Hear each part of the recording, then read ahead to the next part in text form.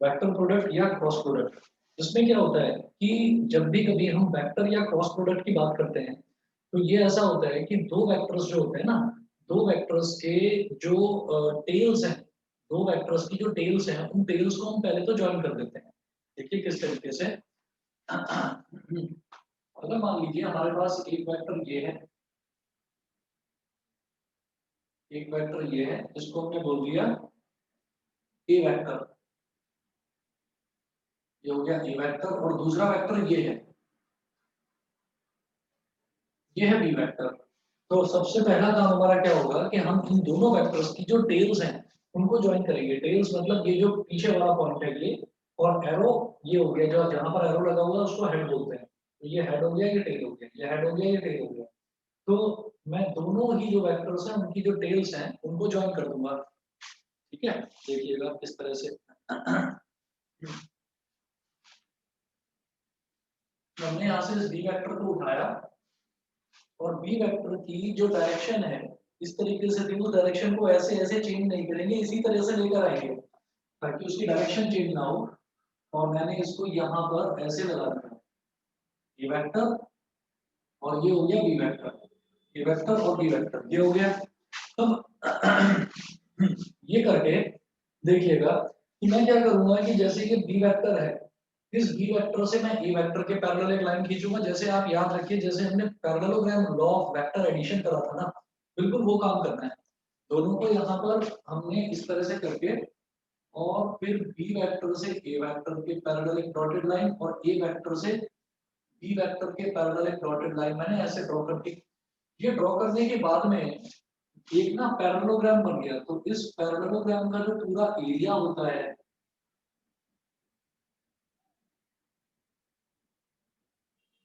इस पैरेललोग्राम का जो पूरा एरिया होता है, जैसे हमने डॉट प्रोडक्ट देखा था, तो डॉट प्रोडक्ट में फॉर्मूला क्या था पता है, ये था देखो, ए वेक्टर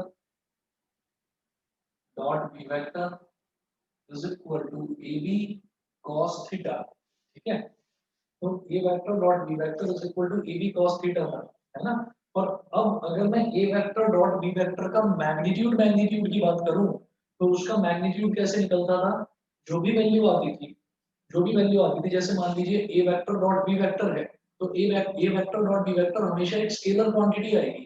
ठीक, तो अगर मान लीजिए मेरे पास ये था 2i cap plus 3j cap plus 4k cap, ये मेरे पास था ए वेक्टर। इसी तरीके से हमने कहा बी वेक्टर ले लो, 4i cap plus 6j cap plus 5k cap. और अगर हमसे कहा जाए कि आप ए वेक्टर डॉट बी वेक्टर निकालिए, ए वेक्टर डॉट बी वेक्टर, तो आप इन दोनों को डॉट प्रोडक्ट करोगे, 2i cap plus 3j cap plus 4k cap dot dot 4i cap plus 6j cap plus 5k cap. और ये करने के बाद फिर क्या होगा, देखिए आई वाले को आई वाले में मल्टीप्लाई करते हैं, तो 2 4 जा कितना हो गया 8 प्लस 3 6 जा कितना हो गया 18 प्लस 4 5 जा हो गया 20। तो 20 प्लस 18 हो गया कितना 38 और 8 46। तो ये जो 46 आया है ये एक स्केलर क्वांटिटी आ गई, ये एक स्केलर क्वांटिटी आ गई। और स्केलर क्वांटिटी का मतलब क्या हो गया कि स्केलर क्वांटिटी का मतलब ये हुआ कि यहाँ पर अगर मैं मैग्नीट्यूड की बात करूं तो यही इसका मैग्नीट्यूड है, क्योंकि इस स्केलर की कोई डायरेक्शन नहीं होती। लेकिन जब मैं वेक्टर प्रोडक्ट की बात करता हूं तो वेक्टर प्रोडक्ट का फॉर्मूला ये होता है बेटा, देखिए ए वेक्टर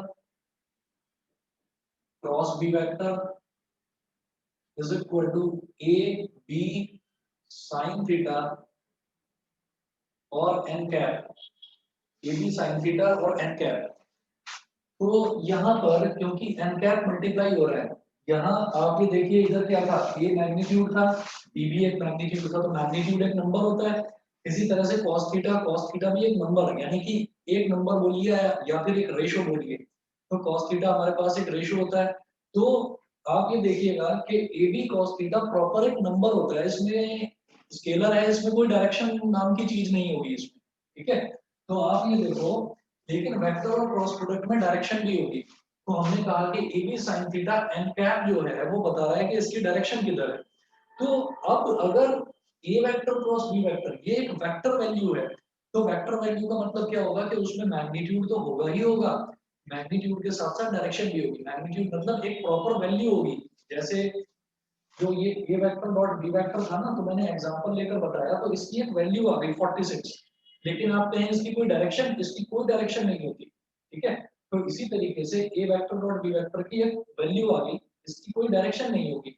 इसी तरह से जब मैं A vector cross B vector की बात करूंगा, ए वेक्टर क्रॉस बी वेक्टर की, तो इसमें वैल्यू तो होगी ही होगी, साथ में डायरेक्शन भी होगी।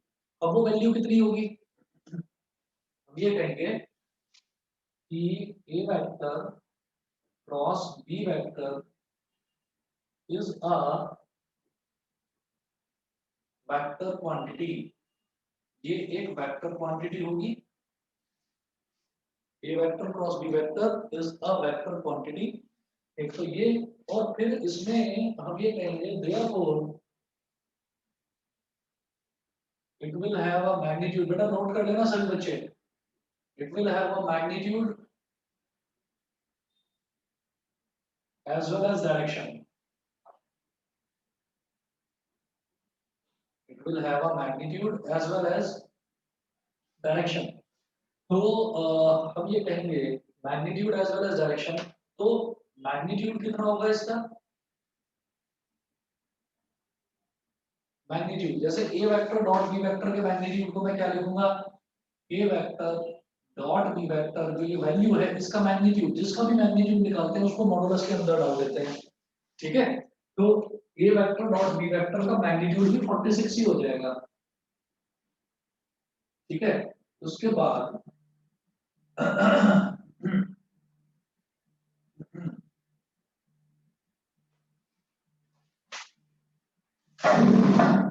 बेटा 1 मिनट के लिए मेरा वीडियो पॉज होएगा, 1 मिनट वेट करिए प्लीज। देखिएगा, अब हम ये कहेंगे कि जैसे मान लीजिए ए वेक्टर डॉट बी वेक्टर का मैग्नीट्यूड निकालना है, तो मैग्नीट्यूड को हम लिखते कैसे हैं, मॉडुलस लगा देते हैं उसका। इसी तरह से अगर मेरे को ए वेक्टर क्रॉस बी वेक्टर का मैग्नीट्यूड निकालना है, तो उसको मैं कैसे लिखूंगा, A vector cross B vector का मॉड। ये क्या हो जाएगा, area of the parallelogram, area of the parallelogram. तो ये जो मैंने पूरा एरिया शेड करा है ना, ये जो शेडेड एरिया है ये हो जाएगा magnitude of A vector cross B vector. ठीक है, ये A vector cross B vector का मैग्नीट्यूड हो गया, ये शेडेड एरिया। अच्छा, चलिए जी, मैग्नीट्यूड तो पता चल गया, लेकिन जब ये एक वेक्टर क्वांटिटी है तो फिर इसकी कोई डायरेक्शन भी होगी। बिल्कुल जी, डायरेक्शन भी होगी। तो डायरेक्शन देखते हैं, डायरेक्शन क्या होगी इसकी। डायरेक्शन इसकी होती है हमेशा, जो ये पैरेललोग्राम बनता है ना, इस पैरेललोग्राम पर नॉर्मल, इस पैरेललोग्राम पर परपेंडिकुलर, तो इसीलिए उस नॉर्मल को हमने एन कैप बोल दिया, इस नॉर्मल को मैंने एन कैप बोल दिया। तो जैसे मैग्नीट्यूड निकाला है हमने, magnitude A vector cross B vector का, इसी तरह से मैं इसकी डायरेक्शन की बात करूंगा बेटा, तो डायरेक्शन इसकी हो जाएगी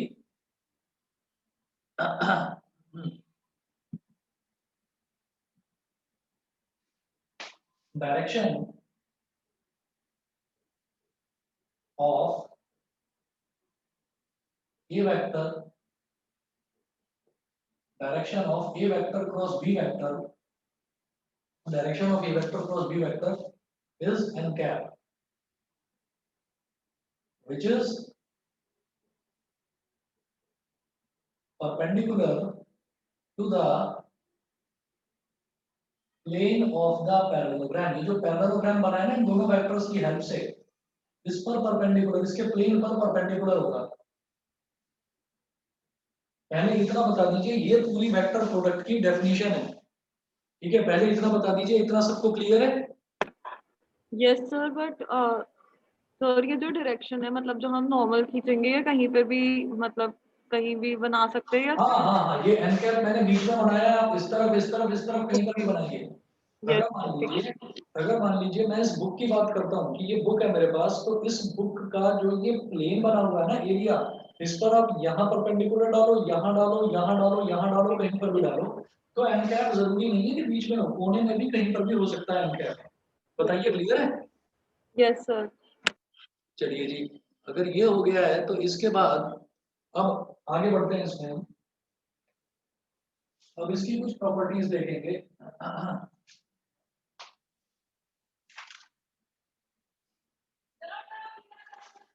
प्रॉपर्टीज देखिएगा, properties of vector product.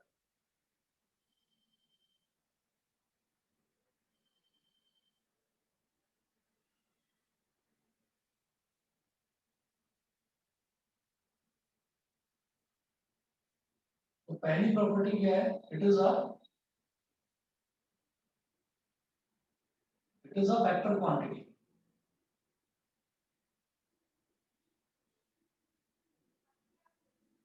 It is a vector quantity. दूसरी प्रॉपर्टी ये देखिएगा, if A vector and B vector are parallel. बेटा एक मिनट वेट करिए प्लीज, मेरा एक कॉल आया है, प्लीज एक मिनट वेट करिए।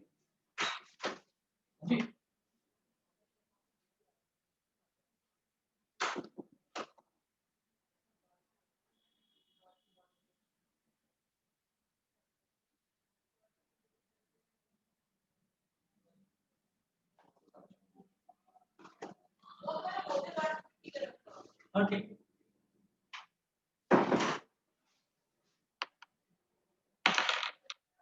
If A vector and B vector are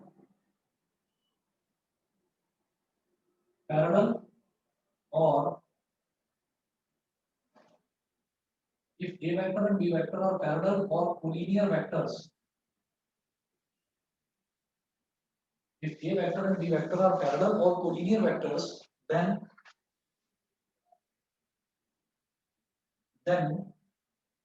A vector cross B vector is equal to zero vector।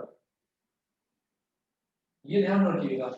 ऐसा क्यों है कि अगर मान लीजिए दो वेक्टर्स जो हैं, अगर दो वेक्टर्स जो हैं वो हमारे पैरेलल हैं, तो अगर मैं उनका क्रॉस प्रोडक्ट निकालूंगा, तो क्रॉस प्रोडक्ट का मतलब क्या होगा? सोचिएगा कि देखो, ए वेक्टर ये है और बी वेक्टर ये है। हमें क्रॉस प्रोडक्ट निकालने के लिए क्या करना होता है? इनके जो टेल्स हैं उनको ज्वाइन करना होता है। तो अगर मैं ए वेक्टर और बी वेक्टर, अगर मैं ए वेक्टर और बी वेक्टर दोनों के टेल्स को ज्वाइन कर दूंगा, तो ये दोनों वेक्टर्स ओवरलैप कर जाएंगे, और जब ये दोनों वेक्टर्स ओवरलैप कर जाएंगे, क्या कर रहे हैं बताइए? सर एरिया 0 हो जाएगा ना। हाँ, एरिया 0 हो जाएगा। और मोरोवर इन दोनों के बीच का जो एंगल है, ए वेक्टर और बी वेक्टर के बीच का जो एंगल यहाँ पर होता है थीटा, तो ये थीटा 0 हो जाएगा। तो हम ये कहेंगे कि जब ये 0 है तो A vector cross B vector is equal to होता है ए बी साइन थीटा। तो थीटा के इन दोनों के बीच में जब इसको ओवरलैप करेंगे तो हमारा ए वेक्टर भी यहाँ पर आ गया और बी वेक्टर भी यहीं पर आ गया। ठीक है, तो दोनों के बीच में एंगल 0 डिग्री हो गया। तो A B sine 0 degree n cap sine 0 degree होता है 0, ये पूरे को 0 बना देगा, but it is a vector, इसलिए 0 ना लिखकर 0 वेक्टर लिखेंगे। तो A vector cross B vector is equal to 0 vector होता है। आप याद रखिएगा, मैं इसको डॉट प्रोडक्ट से अगर कंपेयर करके देखूंगा, तो A vector dot B vector जो डॉट प्रोडक्ट होता था, वो डॉट प्रोडक्ट जब 0 होता था तो दोनों वेक्टर्स जो है वो परपेंडिकुलर हुआ करते थे। जब क्रॉस प्रोडक्ट 0 होगा तो दोनों वेक्टर्स पैरेलल या कोलिनियर हुआ करेंगे। बताइए जी, समझ में आ गया इतना? शाश्वत, हाँ शाश्वत सर। क्लियर? अदिति क्लियर है? Yes sir. ठीक है, कृतिका, मयंक समझ गए? हाँ सर। ठीक है, ये हमारी दूसरी प्रॉपर्टी हुई। दूसरी के बाद में तीसरी प्रॉपर्टी हम ये देखेंगे कि if theta is equal to, third property,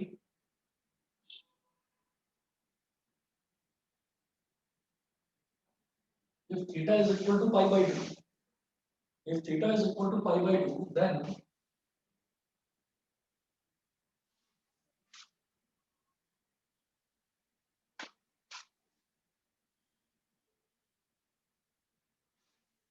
if theta is equal to pi by 2, then a vector cross b vector is equal to a b sin pi by 2 n cap. तो a vector cross b vector is equal to क्या हो जाएगा, sin pi by 2 की value 1 हो गई, तो a b n cap. और अगर मैं इसके मैग्नीट्यूड की बात करूं, a vector cross b vector के मैग्नीट्यूड की बात करूं तो n कैप उठ जाएगा, तो ये केवल a b के बराबर हो गया। तो जब भी कभी हम ये कहते हैं कि दो वेक्टर्स के बीच में एंगल 90 डिग्री है, तो a vector cross b vector सीधा सीधा a b n कैप के बराबर हो जाता है। या फिर अगर उसके मैग्नीट्यूड की बात करें तो मैग्नीट्यूड का मतलब ही ये है कि हम हमको ये वेक्टर वाला जो है टर्म, यानी कि जो यूनिट वेक्टर है, इस यूनिट वेक्टर को हटा देना है। ठीक है, ये थर्ड प्रॉपर्टी हुई। फिर फोर्थ प्रॉपर्टी देखिए, ये इंपॉर्टेंट है। Fourth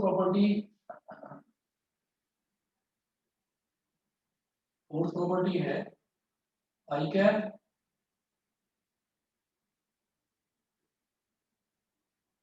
cross i cap is equal to j cap cross j cap is equal to k cap cross k cap. अगर मान लीजिए मैं सेम वेक्टर का, मतलब एक ही वेक्टर का, मान लीजिए आई कैप क्रॉस आई कैप है, तो आई कैप क्या है, एक्स एक्सिस की डायरेक्शन में यूनिट वेक्टर को हम आई कैप बोल देते हैं। तो अगर मैं आई कैप का आई कैप के साथ ही क्रॉस प्रोडक्ट करूं, यानी कि सेम वेक्टर का सेम वेक्टर के साथ क्रॉस प्रोडक्ट करें, तो एक वेक्टर अपने ही साथ, अपने खुद के साथ क्या एंगल बनाता है, कुछ भी नहीं, है ना। तो एंगल क्या हो गया, 0 डिग्री। तो जब 0 डिग्री हो गया तो एक तरह से मैं कहूंगा कि जब एंगल 0 डिग्री हो गया तो यही वाली चीज हो गई कि ये हमारा 0 के बराबर हो जाएगा। मैं कहूंगा i cap cross i cap is equal to j cap cross j cap. तो जब दोनों के बीच में एंगल 0 हो गया, तो जब क्रॉस प्रोडक्ट निकालेंगे तो क्या हो जाएगा, जे जे साइन 0, और साइन 0 क्या होगा, 0 डिग्री, तो वो पूरा 0 बना देगा। तो जब सेम वेक्टर का आपस में ही क्रॉस प्रोडक्ट करते हैं तो वो हो जाता है 0 के बराबर, पहली चीज। उसके बाद अगला देखेंगे, अगला नोट करिए, i cap cross j cap is equal to k cap, semicolon, j cap cross k cap is equal to i cap, semicolon, k cap cross i cap is equal to k cap cross i cap is equal to j cap, ये होता है। तो sir हाँ जी बताइए। Sir एक बार वो fourth में जो आपने फर्स्ट लिखा है वो फिर से एक्सप्लेन कर दीजिए प्लीज। ये वाला, यस सर। हाँ ये वाला अभी बता दूंगा, बस 1 मिनट रुक जाओ।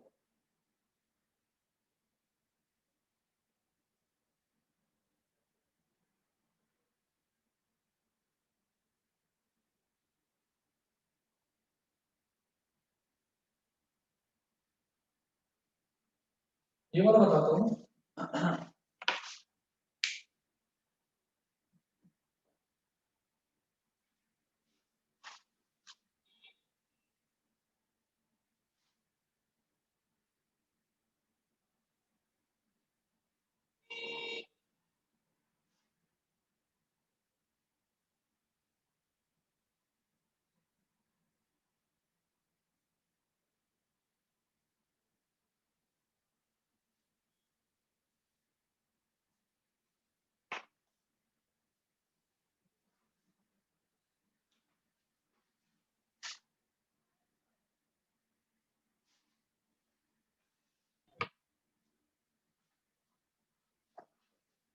आई जे और के, इसको तो खैर अभी देखते हैं, पहले ये वाला देखते हैं। अगर मान लीजिए मैं ये कहता हूँ कि हमारे पास जो वेक्टर्स हैं वो वेक्टर्स एक ही वेक्टर का उसी वेक्टर के साथ में मैं क्रॉस प्रोडक्ट निकालता हूँ। ठीक, जैसे मान लो ये मैं बात करता हूँ आई कैप क्रॉस आई कैप की, ठीक है। तो इधर आप देखो कि ये हो गया z एक्सिस, ये हो गया y एक्सिस, और फ्रंट में हो जाता है x एक्सिस, ठीक है। तो एक्स एक्सिस की तरफ जो यूनिट वेक्टर होगा वो होगा आई कैप। अब आप ये देखिएगा कि मुझे आई कैप के साथ ही क्रॉस प्रोडक्ट निकालना है।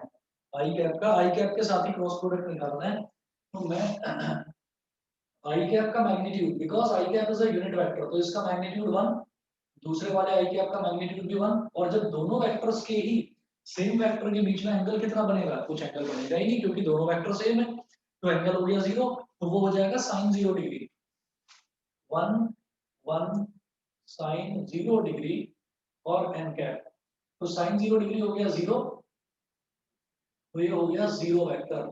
ठीक है, हाँ हमने ऐसे ही लिख दिया। आप कहोगे वेक्टर साइन क्यों नहीं लगाया, तो हमें मालूम है वेक्टर साइन यहाँ पर लगाओ या नहीं लगाओ, तो वो ऐसे ही जनरली जो हमने है वो यहाँ पर 0 लिख दिया।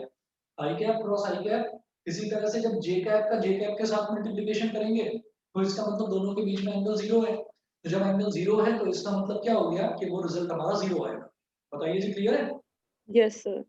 क्योंकि 0 है एंगल तो उसने पूरे को 0 बना दिया। तो इससे ना हम एक और कंक्लूजन पर निकलते हैं कि it is not only about unit vectors. हम कोई भी वेक्टर लें, अगर किसी भी वेक्टर का हम उस खुद के ही वेक्टर के साथ में क्रॉस प्रोडक्ट निकालें तो वो भी हमेशा 0 ही आएगा। वेक्टर का, किसी भी वेक्टर का अपने साथ ही अगर क्रॉस प्रोडक्ट निकाला जाता है तो वो रिजल्ट हमेशा उसका 0 आता है। अगला देखते हैं आगे क्या है, i cap cross j cap. तो आई कैप क्रॉस जे कैप का मतलब क्या है कि मैं आई कैप तो यूनिट वेक्टर हो गया एक्स की डायरेक्शन में, और जे कैप यूनिट वेक्टर हो गया किस डायरेक्शन में, वाई की डायरेक्शन में। तो जब मैं इन दोनों का क्रॉस प्रोडक्ट निकालूंगा तो कैसे करेंगे, आई कैप के आई कैप से आप एक पैरेलल डॉटेड लाइन खींचेंगे जे कैप के पैरेलल, और जे कैप से आई कैप के पैरेलल, ऐसे ये हो गया। तो ये जो एरिया है, ये एरिया तो आ गया i cap cross j cap का मैग्नीट्यूड। तो ये एरिया कितना आएगा, एरिया आएगा बेटा देखो i cap cross j cap is equal to i का मैग्नीट्यूड 1, जे कैप का magnitude 1 because both are unit vectors, और आई और जे के बीच में एंगल कितना बन रहा है, I/2। 90। भाई एक्स और वाई के बीच में कितना एंगल बनता है, 90। तो ये हो गया साइन 90। और परपेंडिकुलर डायरेक्शन, ऐसा एक आप डायरेक्शन बताओ जो x के भी परपेंडिकुलर हो और y के भी परपेंडिकुलर हो, तो वो डायरेक्शन होती है z। तो उस डायरेक्शन में जो हमारा यूनिट वेक्टर होगा वो क्या हो जाएगा, k कैप, 1 into 1 1 sin 91, तो i cap cross j cap क्या हो गया, k कैप। बताइए जी, क्लियर है? सर माइनस के कैप नहीं हो सकती, नीचे की साइड भी परपेंडिकुलर हो सकता है? वो अभी बताता हूँ, 2 मिनट रुक जाओ, अभी बताता हूँ उस बारे में भी। ये बताइए, ये समझ में आ गया, i cap cross j cap is equal to k cap हो गया, ये क्लियर है? Yes sir. हाँ सर। ठीक है, अच्छा। तो अब इसमें ये देखना है कि आई कैप क्रॉस जे कैप जो है वो के कैप के बराबर क्यों है। सवाल ये उठता है कि ये माइनस के कैप के बराबर क्यों नहीं है। तो देखिए एक होता है यहाँ पर, जैसे हमने डॉट प्रोडक्ट की बात करी थी, तो A vector dot B vector जो है वो हमेशा, हम उसको बोलते हैं कि A vector dot B vector B vector dot A vector के बराबर होता है। अच्छा, लेकिन ये तो हो गया कॉम्यूटेटिव लॉ। लेकिन अगर हम वेक्टर प्रोडक्ट की बात करें तो A vector cross B vector कभी भी B vector cross A vector के बराबर नहीं होता, वो एंटी कॉम्यूटेटिव होता है। अब एंटी कॉम्यूटेटिव का मतलब क्या होता है, ये ध्यान से समझिएगा। मैं आई वेक्टर क्रॉस जे वेक्टर कर रहा हूँ, तो एक ना राइट हैंड स्क्रू रूल होता है, राइट हैंड स्क्रू रूल। तो क्या करेंगे हम कि मैं आई वेक्टर क्रॉस जे वेक्टर कर रहा हूँ, इसका मतलब आप ऐसा समझो कि मैं आई वेक्टर को जे वेक्टर के अंदर स्क्रू की तरह टाइट कर रहा हूँ। कैसे, आप ये देखिए बेटा, आई वेक्टर इस डायरेक्शन में है और जे वेक्टर इस डायरेक्शन में है, तो आप ना यहाँ पर ये जो ओरिजिन है यहाँ पर एज्यूम करिए कि यहाँ पर एक स्क्रू रखा हुआ है, ये स्क्रू में ग्रूव होता है ऐसे, और इस तरीके से होता है स्क्रू।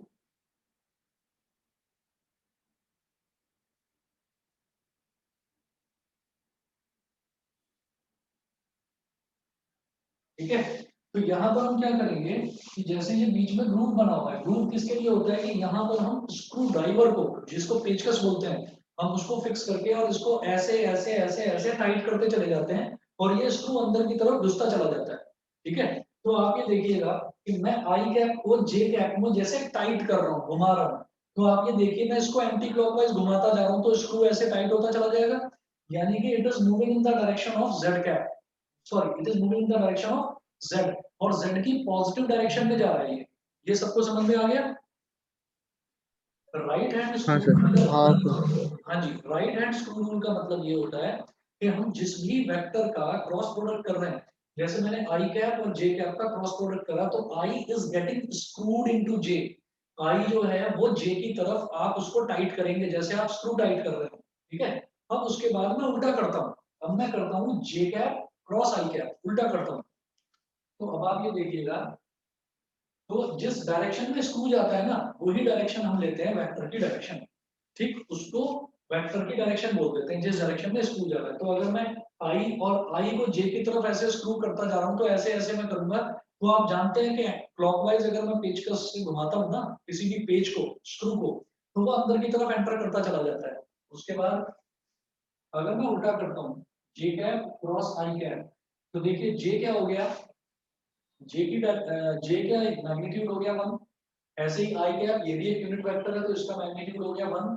ठीक है, और यहाँ पर जो ये साइन 90 है, ये साइन 90 हो जाएगा साइन -90, अभी -90 क्या हुआ और यहाँ हो जाएगा के कैप। ये अपने राइट हैंड स्क्रू रूल से समझ में आ जाएगा कि अब j cap cross i cap कर रहे हैं, यानी कि j is getting screwed into i, तो जे को आपको आई की तरफ घुमाना है, जे को आई की तरफ घुमाना है ऐसे। तो ऐसे अगर मैं उल्टा घुमाऊंगा यानी कि मैं एंटी क्लॉकवाइज घुमा रहा हूं तो स्क्रू ढीला होता चला जाएगा, स्क्रू ऐसे नीचे की तरफ आएगा, यानी कि now screw will move in the negative direction of Z, वो जेड के नेगेटिव डायरेक्शन जेड डैश जिसको हम बोल देते हैं, वो उस डायरेक्शन में मूव करेगा। दैट्स व्हाई मैंने माइनस साइन लिया है, इसीलिए ये माइनस का के कैप आ जाएगा। बताइए जी समझ में आ गया? क्योंकि के कैप क्या है, जेड की डायरेक्शन में यूनिट वेक्टर, तो माइनस के कैप क्या होगा, जेड डैश की डायरेक्शन में यूनिट वेक्टर। बताओ ये क्लियर है सभी को या दोबारा बताऊं? हाँ सर। सर क्लियर है। आकृति सर बताइए। क्लियर है। ठीक है, नैना, यस सर। नैना समझ गए? ओजस? यस सर समझ गया। ठीक है भाई, अब देखिएगा i cap cross j cap is equal to k cap. अब इसको ना याद रखने का हम बार बार, ये तो आपको समझाने के लिए बताया, हम बार बार ऐसा कोई ग्राफ बनाकर थोड़ी समझेंगे, तो इसको याद रखने का एक तरीका बना लिया। वो तरीका क्या है कि जैसे मान लीजिए हमने एक ना साइक्लिक ऑर्डर डिफाइन कर दिया कि साइक्लिक ऑर्डर है आई से जे पर, जे से के पर। तो अगर आई का जे कैप के साथ में क्रॉस प्रोडक्ट करेंगे तो अगली वैल्यू क्या है, के, तो के आएगा, i cap cross j cap is equal to k cap हो गया। सिमिलरली जे का के साथ में करेंगे तो अगली वैल्यू क्या है, आई कैप, तो जे क्रॉस के ये आ गया आई कैप, के क्रॉस आई ये आ जाएगा जे कैप। अगर उल्टा करेंगे तो सब में माइनस का साइन आ जाएगा, दैट्स इट। मतलब जे कैप क्रॉस आई कैप अगर मैं करूंगा, उल्टा अगर करूंगा तो माइनस के कैप आ जाएगा। ऐसे ही इसको उल्टा करूं कि के कैप, सर आपने ऊपर आई कैप। हाँ, तो उल्टा करेंगे तो के कैप क्रॉस जे कैप करा तो ये हो गया माइनस का आई कैप। इसको उल्टा करेंगे तो आई कैप क्रॉस के कैप करेंगे तो ये हो जाएगा माइनस का जे कैप। ठीक है, ये सबको समझ में आ गया होगा मुझे लगता है, बताइए समझ गए? Yes sir. ठीक है, अब इसके बाद मैं बात करता हूँ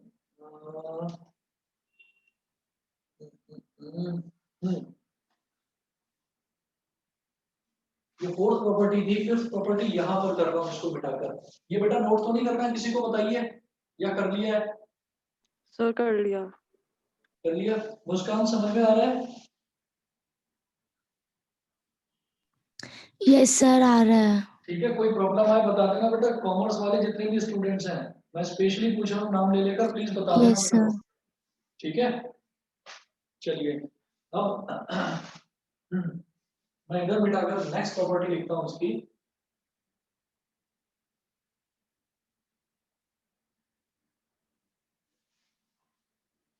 नेक्स्ट प्रॉपर्टी है कि अगर मैं इसका मैग्नीट्यूड निकालूं वेक्टर प्रोडक्ट का, मतलब ये फोर्थ प्रॉपर्टी हुई। फिफ्थ देखते हैं।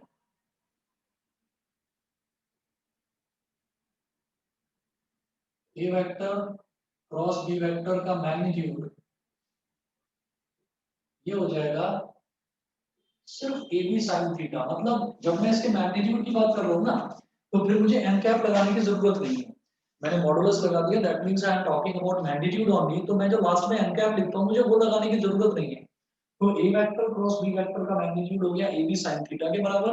अब ये ए बी साइन थीटा हो गया, तो यहां से मैं ये कह सकता हूँ कि sine theta will be equal to a vector cross b vector upon A B. तो ये आपकी फिफ्थ प्रॉपर्टी होगी। सिक्स्थ देखिएगा,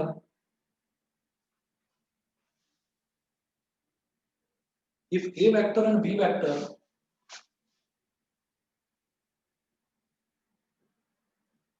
if a vector and b vector represent the adjacent sides of a triangle, represent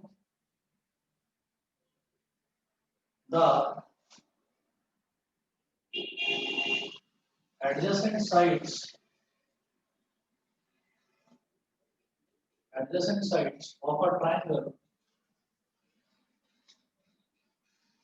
adjacent sides of a triangle, then its area is given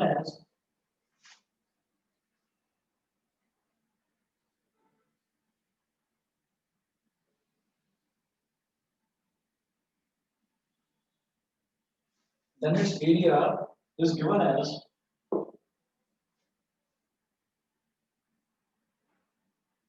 half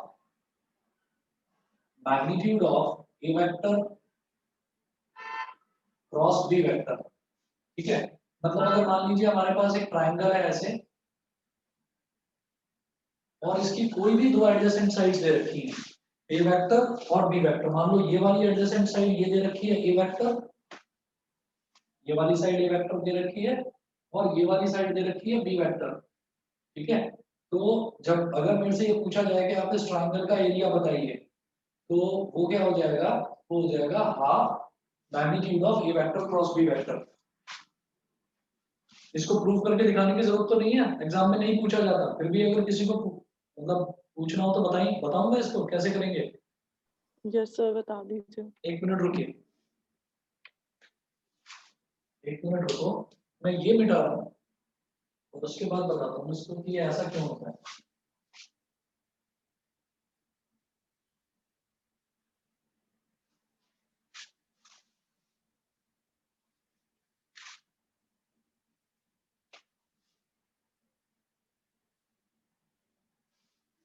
देखो, ये A vector cross B vector, अगर मैं इसका cross product करता हूँ तो cross product करने पर जो मैग्नीट्यूड आता है ना, मैग्नीट्यूड आता है area of the parallelogram formed by these two vectors.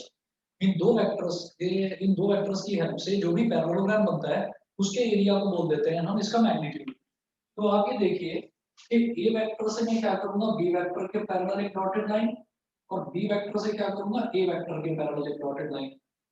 तो इसका मैग्नीट्यूड क्या बन जाएगा, मैग्नीट्यूड बन जाएगा बेटा ये पूरा parallelogram. And we know that diagonal, तो ये वाली जो साइड है ये डायगोनल की तरह बिहेव करेगी इस पूरे पैरेललोग्राम का। And we know that diagonal of a parallelogram divides it into two triangles of equal area. तो ये ट्रायंगल का एरिया और ये ट्रायंगल का एरिया इक्वल हो जाएगा। तो magnitude of A vector cross B vector मुझे क्या देगा, इस पूरे पैरेललोग्राम का एरिया, और उसके आगे अगर मैं हाफ से मल्टीप्लाई करूंगा तो मेरे को आधा एरिया आ जाएगा, यानी कि इस ट्रायंगल का एरिया आ जाएगा। समझ गए? यस सर, करिएगा। समझ गए? चलिए ठीक, अब इसके Yes, बाद हाँ जी, अब जैसे ये है, अब इसी के साथ में हम ये कहते हैं कि चलो अगर पैरेललोग्राम की बात करते हैं तो पैरेललोग्राम में तो कोई प्रॉब्लम है ही नहीं।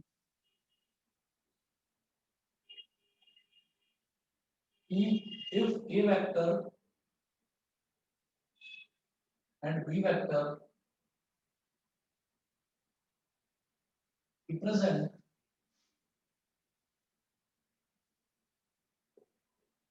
the adjacent sides of a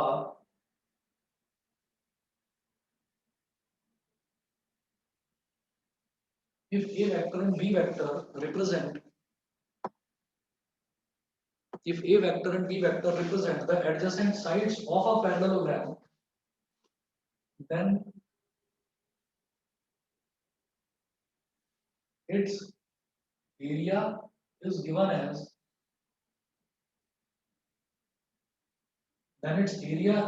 as simply A vector cross B vector.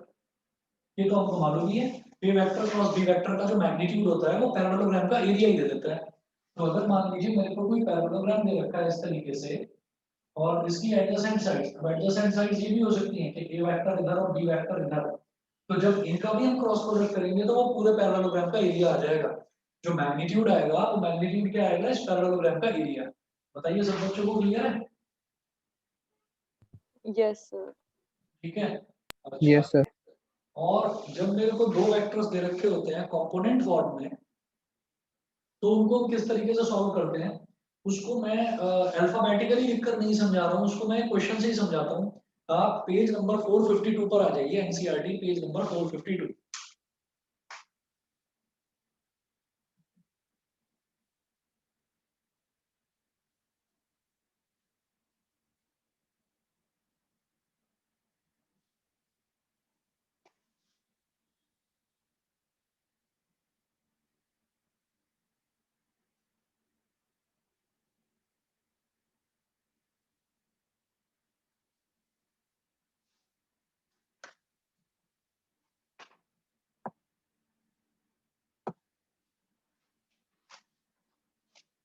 Page number 452। तो यहाँ पर आप देखिएगा जो एग्जांपल दे रखा है, example number 22, find A vector cross B vector. Example 22, तो A vector cross B vector का मैग्नीट्यूड पूछ रहे हैं, ठीक है, इसका मैग्नीट्यूड बताना है। इफ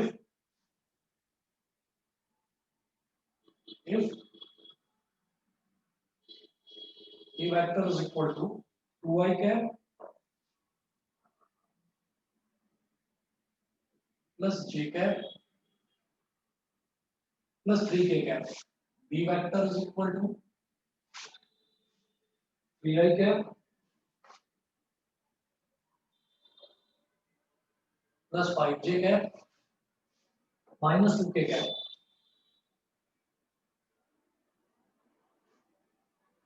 ये हो गया इस तरीके से, ठीक है। अब आप ये देखिएगा कि जब भी कभी ऐसे कंपोनेंट फॉर्म में वेक्टर दे रखे होते हैं और मुझसे उसका क्रॉस प्रोडक्ट निकालने के लिए बोला जाता है, तो हम उसको करते हैं डिटरमिनेंट के तरीके से। क्या होता है, देखिए ऐसे करते हैं, ये वेक्टर क्रॉस बी वेक्टर, ये वेक्टर क्रॉस बी वेक्टर, ये हो जाता है डिटरमिनेंट। लिखकर हम बनाते हैं आई कैप, जे कैप, के कैप। तो 2 1 और 3, 2 1 और 3, 3 5 और -2, ये हो गया। तो इसको कैसे करेंगे, बस इसको आपको जैसे नॉर्मली आप डिटरमिनेंट को एक्सपैंड करते थे वो करना है। आपको क्या करना है कि जब भी कोई दो वेक्टर्स का क्रॉस प्रोडक्ट आए, पूछा जाए, और आपसे वो जो दो वेक्टर्स हैं वो इस तरह से कंपोनेंट फॉर्म में दे रखे हो, तो आप ऊपर पहली रो में लिखेंगे आई कैप, जे कैप, के कैप। दूसरी रो में इसके दोनों, इसके ए वेक्टर के कोफिशिएंट्स तीनों 2 1 3, तो 2 1 3 लिख दिया। और तीसरी रो में बी वेक्टर के कोफिशिएंट्स 3 5 -2। फिर आपको नॉर्मली एक्सपैंड करना है। आप ये जानते हैं कि जो मैं पहली रो के अराउंड इसको एक्सपैंड करूंगा, तो ये जो पहला टर्म होता है ये होता है पॉजिटिव का, ठीक है। जो दूसरा टर्म होता है ये होता है नेगेटिव का, और ये तीसरा टर्म होता है पॉजिटिव का। तो सबसे पहले मैं लिखूंगा प्लस आई कैप, प्लस का आई कैप, फिर ब्रैकेट लगाकर इसकी कॉलम को छोड़ो और इसके रो को छोड़ो, तो 1 × -2 यानी कि -2, -5 × 3 यानी कि -15, ठीक है। फिर अगला टर्म है माइनस का जे कैप, माइनस का जे कैप। अब आप जे कैप के कॉलम को छोड़ो और रो को छोड़ो, तो ये क्या हो गया, 2 × -2 मतलब -4, और -3 × 3 मतलब -9, ये हो गया। उसके बाद अगला जो है वो है के कैप, तो प्लस का के कैप, इसके कॉलम को छोड़ो और इसकी रो को छोड़ो, तो फिर ये क्या बचा मेरे पास, 2 × 5 यानी कि 2 5 10 10 -3 माइनस 1 3 जा 3, ये हो गया। तो ये आ गया मेरे पास -2 -15 -17 आई कैप -4 -9 -13 इंटू -j प्लस का 13 जे कैप और 10 - 3 हो गया 7 तो प्लस का 7 के कैप, ये आ गया। तो this is only A cap A vector cross B vector, A vector cross B vector आ गया। तो जब कंपोनेंट फॉर्म में दे रखा होता है तो वेक्टर प्रोडक्ट ऐसे निकालते हैं डिटरमिनेंट को यूज करके। अच्छा, लेकिन इन्होंने क्या पूछा है कि इसका मैग्नीट्यूड निकालिए, तो हम कहेंगे therefore magnitude of A vector cross B vector. तो मैग्नीट्यूड निकालना बेहद आसान, आई कैप वाले का स्क्वायर कर दो, अंडर रूट लगाओ पूरा, आई कैप वाले का स्क्वायर क्या हो गया -17 का स्क्वायर, जे कैप के कोफिशिएंट का स्क्वायर क्या हो गया 13 का स्क्वायर और के कैप के कोफिशिएंट का स्क्वायर क्या हो गया 7 का स्क्वायर। ठीक है, तो -17 का स्क्वायर, 17 का स्क्वायर आई थिंक 289 होता है। Yes, sir. 289. ठीक है, 13 का स्क्वायर होता है 169 और 49. 7 का स्क्वायर होता है 49। ठीक है, इन तीनों को ऐड कर लीजिए, इस तरफ कर रहा हूँ।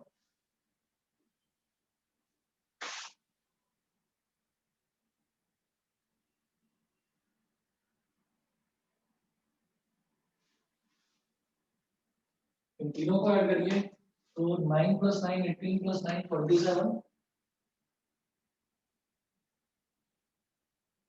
अंडर रूट 27 को कैरी आ गया 2 + 8 10 10 + 6 16 16 और 4 20 Sir, 507. 507। तो ये इसका मैग्नीट्यूड आ गया अंडर रूट 507। बताइए जी, क्लियर है? Yes, sir. ठीक है, अच्छा इसके बाद में देखिएगा एग्जांपल नंबर 23। एग्जांपल नंबर 23 में है find a unit vector perpendicular to each of the vectors a vector plus b vector and a vector minus b vector.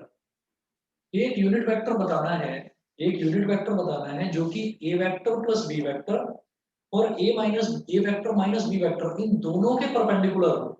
मैं ये जानता हूं अगर मेरे पास दो वेक्टर्स हैं, एक a वेक्टर है और एक b वेक्टर है, तो अगर मैं दोनों का क्रॉस प्रोडक्ट कर दूं, देखिए एग्जांपल नंबर 23 हमें जो भी क्वेश्चन देखना है वो क्वेश्चन देखकर हमको ये भी दिमाग में रखना है कि एग्जांपल 22 में इन्होंने क्या पूछा, इन्होंने पूछा है ए वेक्टर क्रॉस बी वेक्टर का मैग्नीट्यूड बताओ।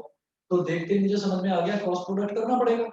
लेकिन एग्जांपल 23 अगर आप ये भूल जाए 2 मिनट के लिए कि मैं क्रॉस प्रोडक्ट पढ़ रहा हूँ इस टाइम, तो मैं कैसे पता लगाऊंगा कि कहां पर क्रॉस प्रोडक्ट लगाना है, कहां पर डॉट प्रोडक्ट लगाना है? प्रॉपर्टीज दिमाग में होनी चाहिए, जो प्रॉपर्टीज हैं डॉट प्रोडक्ट और क्रॉस प्रोडक्ट की, वो दिमाग में होनी चाहिए। एग्जांपल 23 में इन्होंने बोला find a unit vector perpendicular to each of the vectors. एक यूनिट वेक्टर जो कि A vector plus B vector के भी परपेंडिकुलर है और A vector minus B vector के भी परपेंडिकुलर है। तो मैं ये जानता हूं ऐसा तो क्रॉस प्रोडक्ट में ही होता है। कैसे? अगर मान लीजिए मैं ये कहता हूं कि मैं ए वेक्टर और बी वेक्टर का क्रॉस प्रोडक्ट निकाल रहा हूं, तो जो क्रॉस प्रोडक्ट की जो डायरेक्शन आती है ना, वो जो डायरेक्शन आती है, वो जो डायरेक्शन होती है वो इसके परपेंडिकुलर होती है, यानी कि वो ए वेक्टर के भी परपेंडिकुलर होती है और बी वेक्टर के भी परपेंडिकुलर होती है। यहाँ ये क्या पूछ रहे हैं, यहाँ ये कह रहे हैं कि ये तो है ए vector plus B vector, A vector plus B vector, एक वेक्टर तो ये हो गया और एक वेक्टर हो गया ए वेक्टर माइनस बी वेक्टर। वो कह रहे हैं कि एक तीसरा यूनिट वेक्टर बताओ। देखो वेक्टर पता चल जाए तो वेक्टर का यूनिट वेक्टर तो मैं बनाना जानता हूँ। यूनिट वेक्टर क्या होता है? Vector divided by its magnitude. तो वेक्टर का यूनिट वेक्टर तो मैं बना दूंगा, उसको तो छोड़ दो। तो आप एक काम करो, आप सिर्फ वेक्टर निकालो, एक ऐसा वेक्टर जो इसके भी परपेंडिकुलर हो और इसके भी परपेंडिकुलर हो। तो उसके लिए आपको क्या करना पड़ेगा, आप इन दोनों का क्रॉस प्रोडक्ट कर दो। क्रॉस प्रोडक्ट करने के बाद जो रिजल्टेंट वेक्टर आएगा उस वेक्टर की डायरेक्शन इसके और इसके दोनों के परपेंडिकुलर होगी। तो इसलिए एग्जांपल नंबर 23 में हमें क्रॉस प्रोडक्ट करना है। बताइए ये समझ में आ गया? जहां पर हाँ Yes. सर। हाँ जी, जहां पर भी हमसे ये पूछा जाएगा कि जो रिजल्टेंट वेक्टर है उसकी डायरेक्शन पहला वेक्टर और दूसरे वेक्टर दोनों के परपेंडिकुलर हो, तो समझ जाना कि हमें क्रॉस प्रोडक्ट ही करना है। बताइए, चले आगे।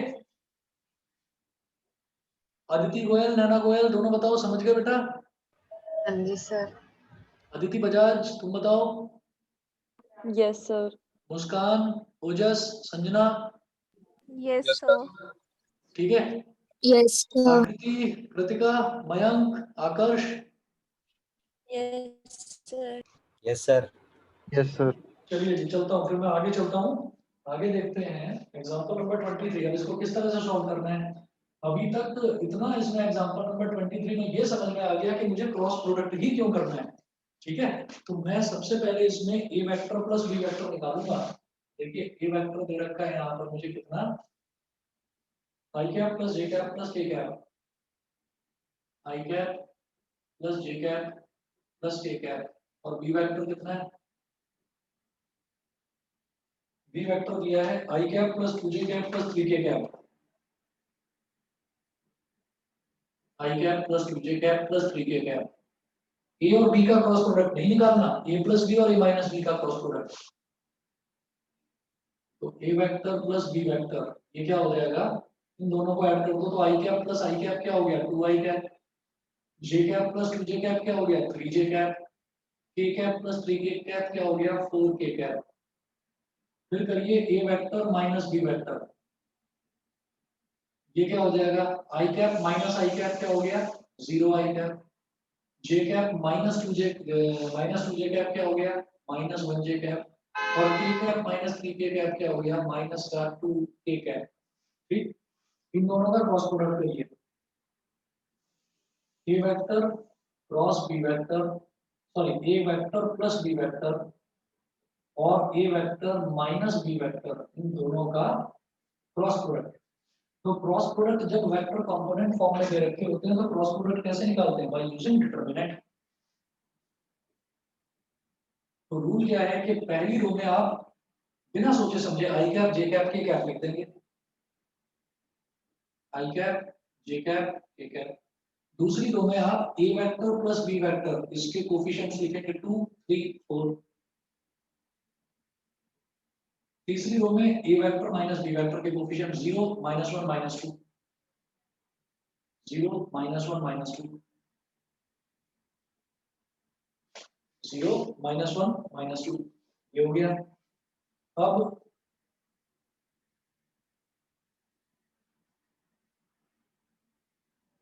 ये हो जाएगा आई कैप होता है विद प्लस साइन, जे ये दूसरा वाला कंपोनेंट, दूसरा वाला जो होता है टर्म विद माइनस साइन, तीसरा वाला टर्म विद प्लस साइन। तो प्लस का आई कैप, इसके कॉलम को छोड़ो इसके रो को छोड़ो, 3 × -2 कितना हो गया -6, 4 × -1 -4, तो माइनस माइनस 4।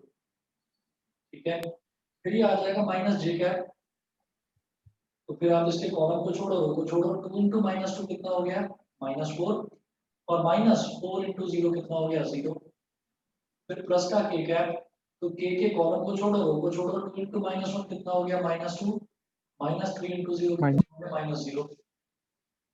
तो ये हो गया -6 + 4 कितना हो गया -2 आई कैप, -4 × -j क्या हो गया प्लस का 4 जे कैप, और -2 के cap.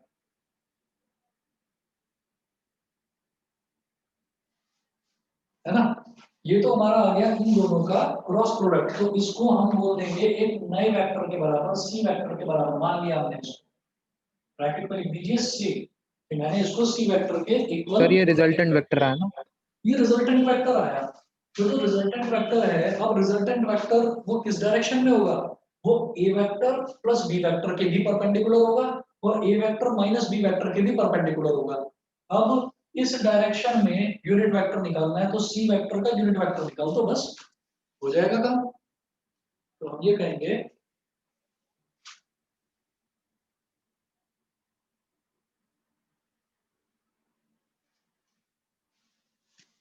therefore unit vector in the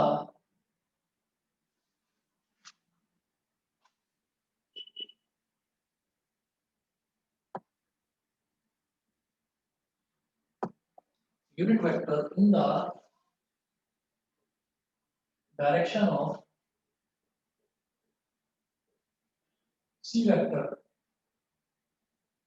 is equal to c vector upon c, यानी कि c वेक्टर को डिवाइड करना है c वेक्टर के मैग्नीट्यूड से। तो c वेक्टर क्या हो गया -2i + 4j -2k, minus 2i plus 4j minus 2k upon जो ये c है ये क्या हो जाएगा, ये c वेक्टर का मैग्नीट्यूड हो जाएगा। तो मैग्नीट्यूड रूट 24 आ रहा है है बेटा। सर। अच्छा सर, मैंने वो एक्चुअली अलग से कर दिया था सर। अच्छा। रूट 24 आ रहा है।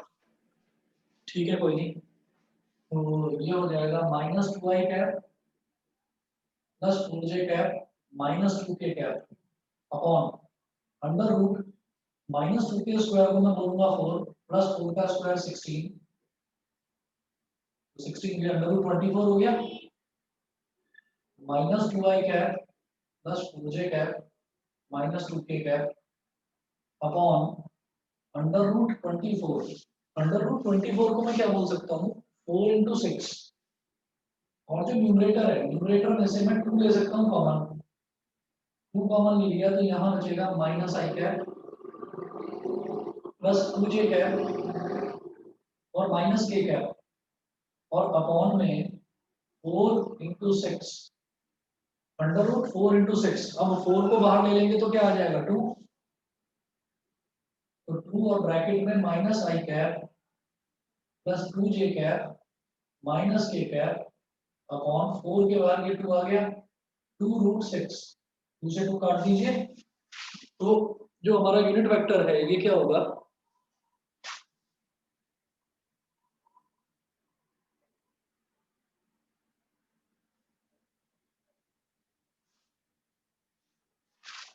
ये हो जाएगा, ये जो आई कैप है इसका कोफिशिएंट क्या है -1, -1 अपॉन रूट 6 आई कैप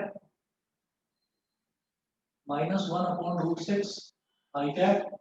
फिर जे कैप का कोफिशिएंट क्या है 2, तो 2 अपॉन रूट 6 जे कैप प्लस 2 अपॉन रूट 6 जे कैप और के कैप का कोफिशिएंट है -1, तो -1 अपॉन रूट 6 -1 अपॉन रूट 6 के कैप। बताइए जी समझ में आ गया इतना?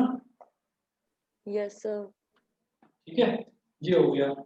हम उसके बाद में ये बोल रहे हैं एग्जांपल नंबर 24 देखिएगा।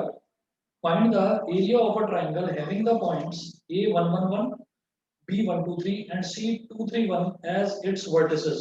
ठीक है, तो इसका एरिया निकालना है मेरे को। एरिया कैसे निकालेंगे देखिएगा। Example number 24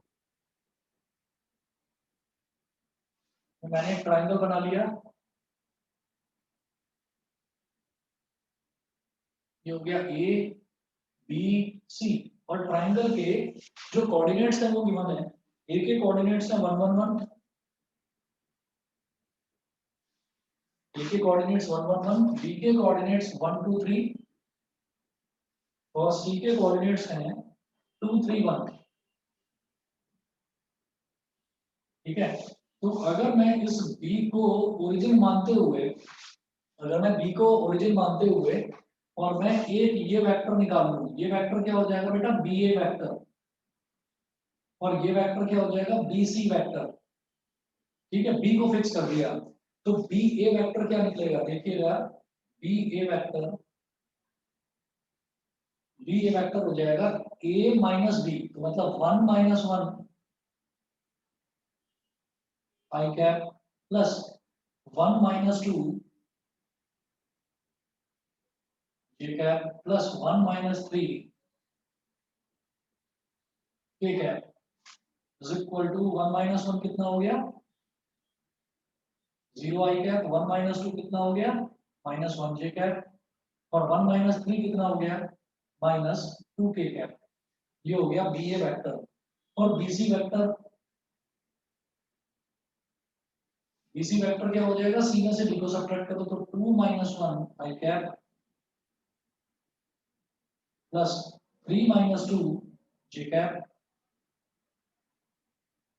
plus 1 minus 3 K cap. तो ये हो जाएगा 2 माइनस 1 कितना हो गया 1 I cap plus 3 minus 2 1 j cap plus 1 minus 3 2 के कैप। तो BA वेक्टर और BC वेक्टर आ गया। तो ये क्या हो गया, ये हमारे पास एडजेसेंट साइड्स आ गई एक ट्रायंगल की।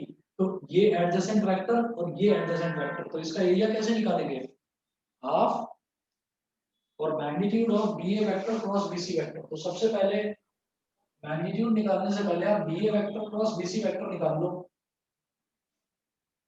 तो कंपोनेंट फॉर्म में फिर से मुझे क्या करना होगा, डिटरमिनेंट रूल लगाऊंगा। तो क्या होगा, BA वेक्टर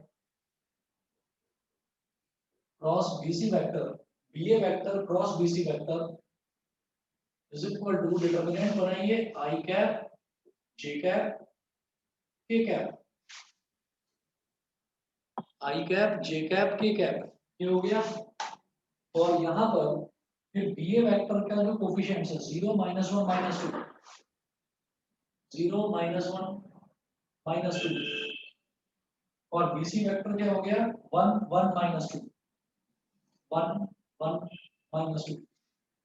तो ये मेरे पास हो गया प्लस साइन के साथ आई कैप, इसका कॉलम छोड़ो रो छोड़ो, तो -1 × -2 क्या हो गया +2, -1 × -2 कितना हो जाएगा -2।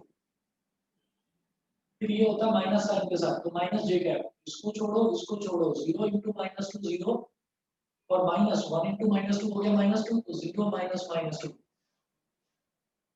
फिर प्लस का के कैप, तो आप इस कॉलम को छोड़ो रो को छोड़ो, 0 × 1 0, -1 × -1 कितना होता है -1, तो 0 -1। तो 2 -2 मतलब 2 + 2, ये हो गया 4i कैप, 0 -2 मतलब +2, और इनटू -2 j कैप, और 0 -1 मतलब प्लस का 1 k कैप, ये हो गया। तो BA vector cross BC vector, BA vector cross BC vector, इसका मैग्नीट्यूड अगर मैं निकालूंगा तो इसका मैग्नीट्यूड क्या हो जाएगा, √4 का स्क्वायर प्लस -2 का स्क्वायर प्लस 1 का स्क्वायर। तो 4 का स्क्वायर क्या हो गया 16, -2 का स्क्वायर हो गया 4, और 1 का स्क्वायर हो गया 1, तो ये हो गया √21। तो area of triangle ABC, area of triangle ABC, ये क्या होता है हाफ और cross product of adjacent sides, BA vector cross BC vector. तो ये BA vector cross BC vector का मैग्नीट्यूड कितना है √21, तो 1/2 × √21 स्क्वायर यूनिट्स। बताइए जी, क्लियर है सभी को? Yes sir. सभी को क्लियर है? चलिए अब इसके बाद में जो नेक्स्ट एग्जांपल है बेहद आसान है, आप लोग कर सकते हैं। इसमें एरिया ऑफ पैरेललोग्राम पूछा गया है, और फिर आपकी एक्सरसाइज 10.4 है। एक्सरसाइज 10.4 पूरा करिए, जो डाउट आएगा वो पूछिएगा नेक्स्ट क्लास में, फिर मैं आपके डाउट्स प्लस मिसलेनियस ये कंप्लीट कराऊंगा जी। ठीक है जी, तो एक्सरसाइज 10.4 आपका होमवर्क है। ओके सर, हाँ जी, thank you sir. Okay sir. Sir miscellaneous